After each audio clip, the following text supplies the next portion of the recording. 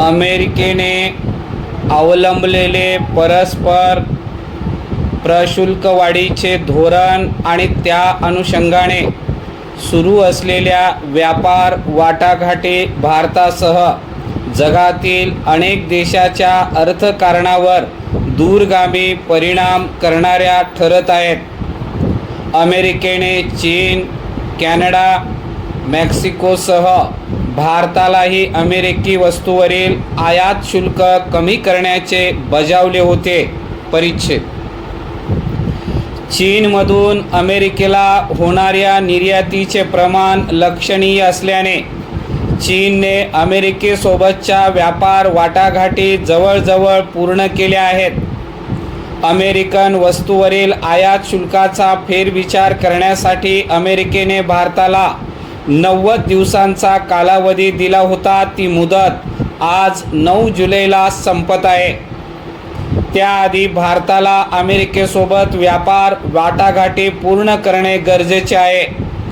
दरम्यान भारताने आपले म्हणणे ऐकले नाही तर अमेरिका भारतीय वस्तूवर 26% अधिकचे परस्पर प्रशुल्क आकारेल असा इशारा अमेरिकेने दिलेला आहे। त्यामुळे भारतातील शिष्टमंडळ अमेरिकेसोबत व्यापार वाटाघाटी करण्यामध्ये व्यस्त आहे। या व्यापार वाटाघाटीमध्ये भारताने आपली कृषी बाजारपेठ अमेरिकेसाठी खुली करून अमेरिकेतील मका, सोयाबीन, गहू, तांदूळ, फळे, डेअरी उत्पादने, इथेनॉल यावरील आयात शुल्क कमी करावे, तरच वाटाघाटी पुढे नेऊ असा अमेरिकेचा आग्रह आहे। मात्र देशांतर्गत बाजारपेठेमध्ये मका, सोयाबीन, गहू, तांदूळ यासारख्या पिकांचा तर इथेनॉल आयातीमुळे ऊस पिकांचे बाजार मूल्य कमी होऊन शेतीचे अर्थकारण धोक्यात येऊ शकते। त्यामुळे शेतमालाची बाजारपेठ अमेरिकेसाठी खुली करणे भारताला परवडणारे नाही।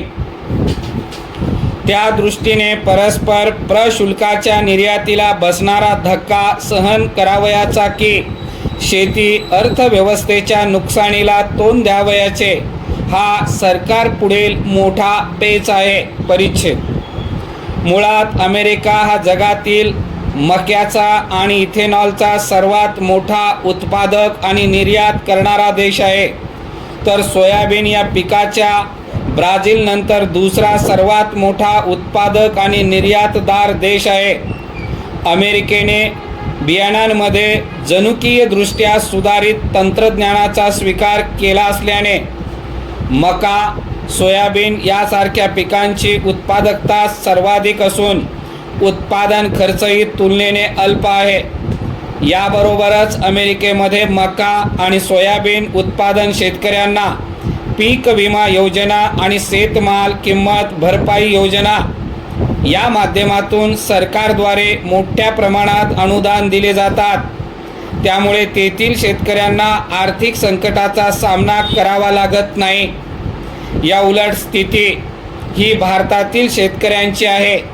अमेरिकेतील शेतकऱ्यांच्या तुलनेत भारतीय शेतकरी आर्थिकदृष्ट्या अत्यंत दुबळे असून ते अमेरिकेशी स्पर्धा करण्यास सक्षम नाहीत। अशा स्थितीत अमेरिकेचे म्हणणे भारताने स्वीकारत भारताची शेतमाल बाजारपेठ अमेरिकेसाठी खुली करून शेतमालावरील आयात शुल्क कमी केल्यास भारताच्या शेती व्यवस्थेवर आणि त्यावर अवलंबून असणाऱ्या लाखो शेतकऱ्यांवर विपरीत परिणाम होतील हे खरे। परिच्छेद अमेरिका आणि भारत यांच्यातील व्यापाराचा विचार करता भारतातून अमेरिकेला होणारी निर्यात ही आयातीपेक्षा अधिक राहिलेली आहे।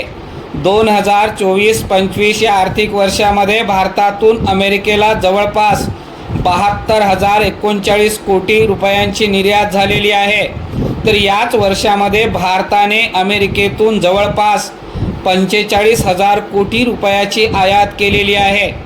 दोन देशातील व्यापारातील गणिताच्या लाभाचा विचार करता भारताला या व्यापारामध्ये लाभ असल्याचे दिसून येते।